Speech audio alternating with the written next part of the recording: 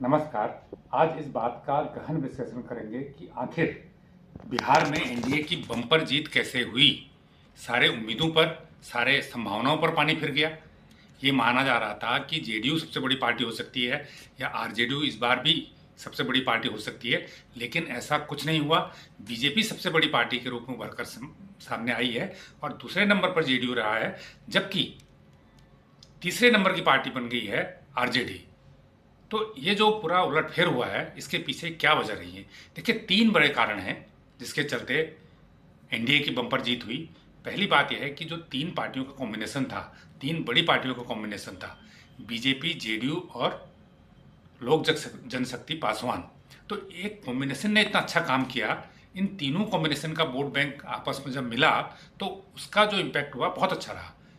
जैसे बीजेपी है, बीजेपी जो अपर कास्ट है, उच्च तबके के लोग हैं, उसमें बीजेपी का अच्छा प्रभाव है, तो उस तबके को बीजेपी ने लुभाया। जो नीतीश कुमार हैं, उनका पिछड़े वर्ग में, अति पिछड़े वर्ग में अच्छा प्रभाव है, तो उन्होंने उस वर्ग के वोट को अपनी तरफ खींचा।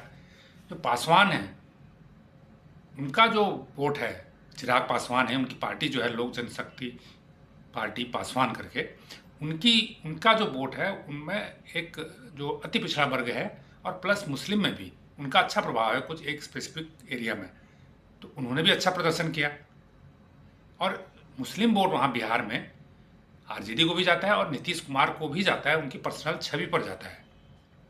तो एक तो कास्ट कॉम्बिनेशन एनडीए का बहुत अच्छा था और दूसरा एनडीए थोड़ा मुस्लिम वोट लेने में भी सफल रहा। तीसरी बड़ी बात यह है कि जो नीतीश कुमार को महिलाओं के वोट ज़्यादा मिले। महिलाओं ने पार्टी लाइन से उठकर, कास्ट की लाइन से उठकर, जाति की लाइन से उठकर नीतीश कुमार को वोट किया।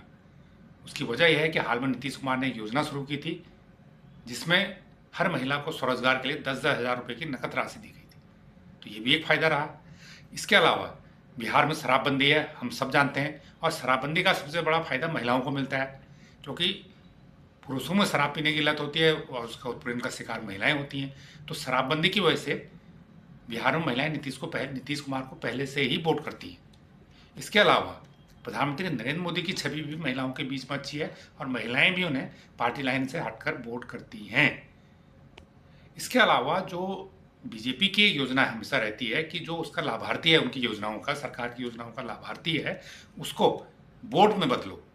चाहे वो किसान सम्मान निधि हो, चाहे वो आयुष्मान भारत योजना हो जिसमें 5 लाख रुपए का इंश्योरेंस मिलता है, चाहे वो कोई और योजना हो, चाहे वो मुफ्त अनाज की योजना हो, 5 किलो पर पर्सन पर मंथ मुफ्त अनाज भी मिलता है। तो इन योजनाओं के लाभार्थियों को भाजपा ने वोट बैंक में तब्दील किया। ये इसका एक दूसरा कारण है कास्ट कॉम्बिनेशन के अलावा। इसके अलावा बीजेपी ने इन चुनावों में लालू के जंगल राज को भी मुद्दा बनाया। बीजेपी ने ये बात को जोर शोर से उठाया है, जेडीयू ने भी इस बात को जोर शोर से उठाया। भाई, क्या आपको बिहार में नीतीश कुमार जैसा मुख्यमंत्री चाहिए जो अच्छी छवि का हो, या फिर आपको लालू का जंगल राज की वापसी चाहिए, जहां पर तेजस्वी यादव जो लालू के बेटे हैं वो मुख्यमंत्री के उम्मीदवार विपक्ष ने घोषित किए हैं।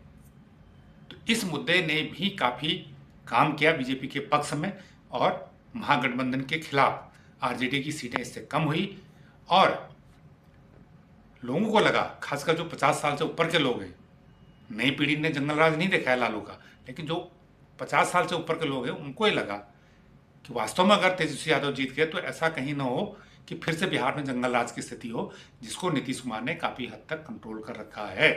तो कास्ट कॉम्बिनेशन, योजनाओं का लाभ और जंगल राज का मुद्दा, तो तीन मुद्दे मुझे लगता है कि बिहार चुनाव में एनडीए की भारी जीत के प्रमुख कारण हैं। तो ये जानकारी, ये विश्लेषण आपको कैसा लगा, हमें कमेंट करके ज़रूर बताएं। जो लोग इस चैनल को पहली बार देख रहे हैं वो इसको लाइक करें, सब्सक्राइब करें और शेयर भी करें।